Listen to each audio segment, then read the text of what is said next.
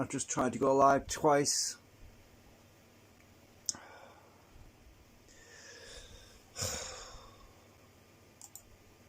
So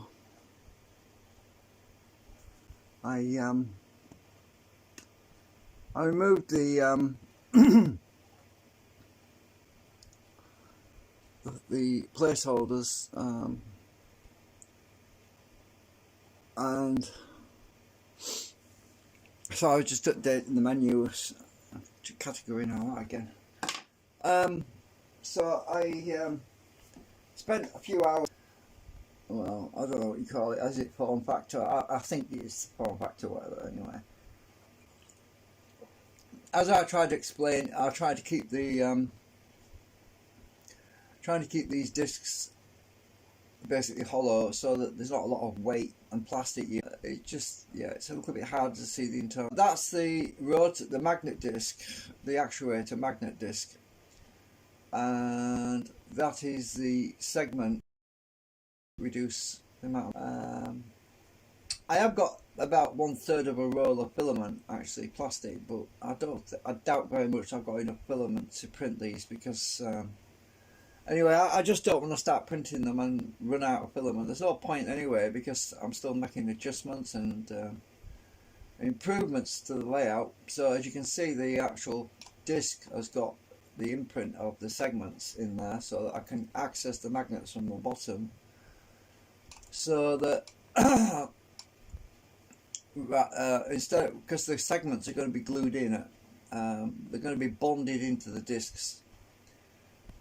Once they're in there, it'll be difficult to remove, so I don't want things loose because they could fly out and hit you. So they're going to be permanently attached. So go back over here, you see on the disc the segment is sitting in that hole, and I scaled this hole slightly larger. It's,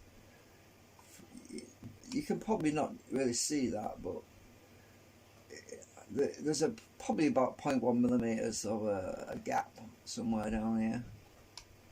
Well, it's very small. I scaled it up very slightly, but the segments have shrunk a bit anyway because of the acetone treatment that I did on them, so they'll fit in there anyway. Otherwise, I'll probably use a hammer and break them in. At least they won't come out if yeah. But once the disc has been printed and acetoned, it'll be soft, so it won't. I could squeeze them in with a vice actually to push them in place so they don't fall out. And the disc itself on this one, I might raise that lip higher up. Higher up, I don't know yet. I want to keep the coupling close, the metal coupling on the concentrics that will be coming down. I haven't modelled that part yet. It's the metal part that's coupled to the concentric up here, so there'll be U brackets that basically come down on each side of these segments, and obviously, as I explained previously, these troughs, these little tracks in here, that's where the welding rod material goes in to screen out stray flux, to reduce interference. Excuse me, just clear my throat. The only thing I haven't done yet really is the actual external structure which this all sits in. So the where the bearings are mounted in, and at each end, and I was trying to decide on how to attach this all together so that it's clamped, and I haven't decided on that yet. I'm still thinking about that. So I could use pillars that run through around the outside of everything, so that the actual data part with the yellow, this in theory, I can use these concentrics that stick out because they'll be bonded on to the stator part. So I could use the concentrics themselves as a point where I could fix some a clamp system to it and mount the end caps that go on the stator, the outside canopy, the outside case. I mean, I could buy pillars of some sort to, yeah. Anyway, I'm still thinking about that part.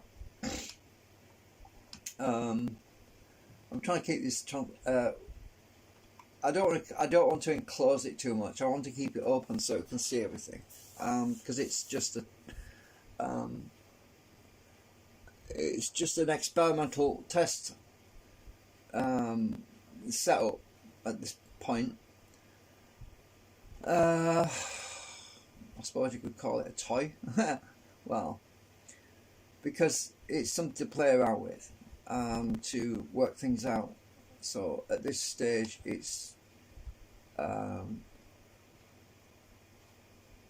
yeah. Well, the thing is that these discs are basically the maximum size of my print bed, so I do foresee I will have some problems with the making an external case that's larger in diameter than these. So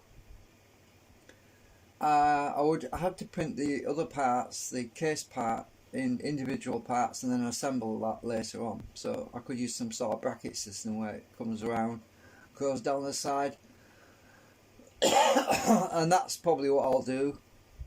It's probably the only option really. So the end caps where the bearings are mounted in would be a disc that goes on outside this.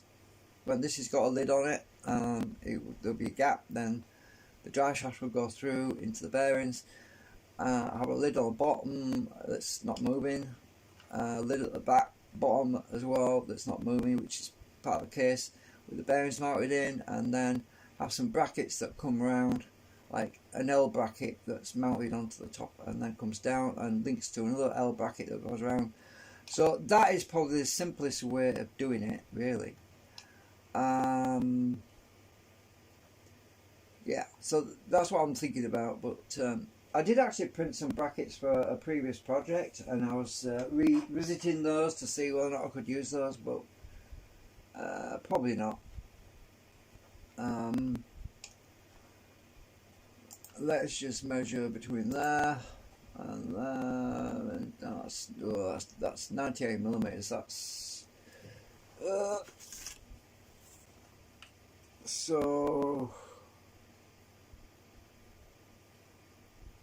Well, I might be able to use them actually. Just so these brackets I've previously printed, they've got a length of about 80 millimeters. So by attaching, I could print more of those, of these things, so you can't really see them very well.